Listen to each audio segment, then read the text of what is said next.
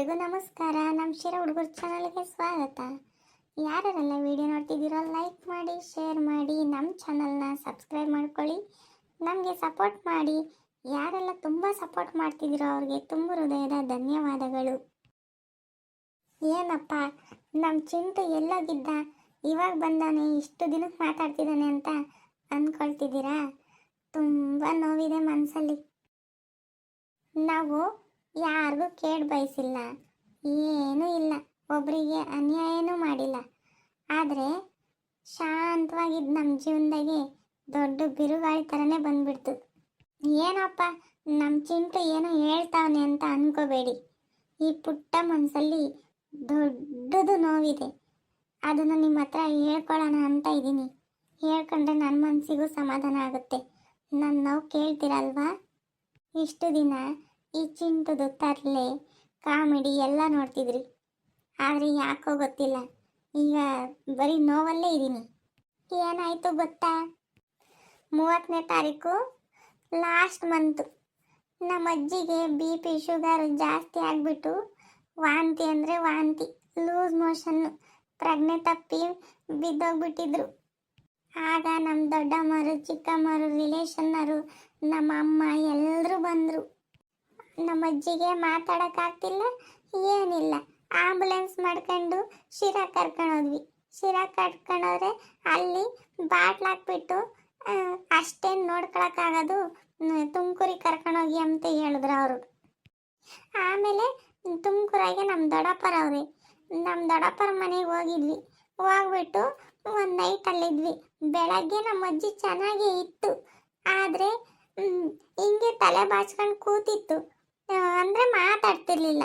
ಆಮೇಲೆ ಇದಕ್ಕಿದ್ದಂಗೆ ಪ್ರಜ್ಞೆ ತಪ್ಪಿ ಹಂಗೆ ಹಿಂದಕ್ಕೆ ಬಿದ್ದುಬಿಟ್ರು. ಅಪ್ಪ ಜೀವನೇ ಹೋಯ್ತೇನೋ ಅಂದ್ಕೊಂಡ್ವಿ. ಆಮೇಲೆ ಯಾರ್ದೋ ಆಟೋಗೆ ಹೇಳಿ ಕರ್ಕೊಂಡು ತುಮಕೂರಿಗೆ ಹೋದ್ವಿ, ದೊಡ್ಡ ಆಸ್ಪತ್ರೆಗೆ, ಗೌರ್ಮೆಂಟ್ ಆಸ್ಪತ್ರೆಗೆ. ಏನು ಮಾಡೋಣ, ನಮ್ಮ ಮನೆ ಬರ ಚೆನ್ನಾಗಿಲ್ಲ. ನಾನು, ನಮ್ಮ ಅಮ್ಮ, ನಮ್ಮ ಅಪ್ಪ, ನಮ್ಮ ಅಜ್ಜಿ, ನಮ್ಮ ದೊಡ್ಡಪ್ಪ, ನಮ್ಮ ದೊಡ್ಡಮ್ಮ ಎಲ್ಲ ಹೋದ್ವಿ ತುಮಕೂರಿಗೆ. ನಮ್ಮದು ಬೇರೆ ದೊಡ್ಡ ಬಣ್ಣಗೆರೆ ಅಲ್ಲ, ಒಂದು ಸ್ವಲ್ಪ ಆಂಧ್ರದ ಗಡಿ ಭಾಗ ಅಲ್ಲ. ನಮ್ಮ ಅಜ್ಜಿದು ಆಂಧ್ರದು ಆಧಾರ್ ಕಾರ್ಡು ಮತ್ತು ರೇಷನ್ ಕಾರ್ಡ್ ಎಲ್ಲ ಆಂಧ್ರದ್ದೆಲ್ಲ ಫ್ರೀನೇ ಇಲ್ಲ, ಆಫ್ ಚಾರ್ಜು. ನಮ್ಮ ಹತ್ರ ನೋಡಿದರೆ ದುಡ್ಡಿಲ್ಲ. ಅವ್ರಿಗೆ ನಡೆಯೋಕ್ಕಾಗಲ್ಲ ಅಂತಂದ್ಬಿಟ್ಟು ICUಗೆ ಹಾಕಿದ್ರು. ICUಲಿ ಅಪ್ಪ ದೇವ್ರಿಗೆ ಎಷ್ಟು ಕಷ್ಟಪಟ್ಟಿದ್ದೀವಿ. ನಾನು, ನಮ್ಮಪ್ಪ, ನಮ್ಮಮ್ಮ ಅಂದರೆ ತುಂಬ ಕಷ್ಟಪಟ್ಟಿದ್ದೀವಿ. ಡೈಲಿ ಬಾಟ್ಲಾಕರು ಜಾಸ್ತಿ. ನಮ್ಮ ಅಜ್ಜಿ ಕಾಲು ನೋವು ಜಾಸ್ತಿ, ಎಡಗಾಲು ನೋವು, ನನಗೆ ಏನು ಗೊತ್ತಾಗ್ತಿಲ್ಲ, ಮರಾದಂಗೆ ಐತೆ ಅಂತಂದು ಬಡ್ಕೊಂಬೋದು ನಮ್ಮ ಅಜ್ಜಿ. ನಮ್ಮಮ್ಮ ಸ್ವಲ್ಪ ಹೊತ್ತು ಮಲಗೋದು, ಮತ್ತು ನಮ್ಮಪ್ಪ ಎತ್ತು ಕೂತ್ಕೊಳ್ಳೋದು. ನಮ್ಮಪ್ಪ ಸ್ವಲ್ಪ ಹೊತ್ತು ಮಲಗೋದು, ನಮ್ಮಮ್ಮ ಎತ್ತು ಕೂತ್ಕೊಳ್ಳೋದು. ನಾನು ಅವ್ರ ಜೊತೆಗೆ ಕೂತ್ಕೊಂತಿದ್ದೆ. ಅಲ್ಲಿ ನೋಡಿದ್ರೆ ಅಪ್ಪ ದೇವ್ರಿ, ನಾವು ಸಾಯೋ ತಕ್ಕ ಜೀವನದಾಗ ಆಸ್ಪತ್ರೆಗೆ ಹೋಗ್ಬಾರ್ದು ಅಂತ ಅನ್ನಿಸ್ಬಿಡ್ತು. ಯಾಕೆ ಗೊತ್ತಾ?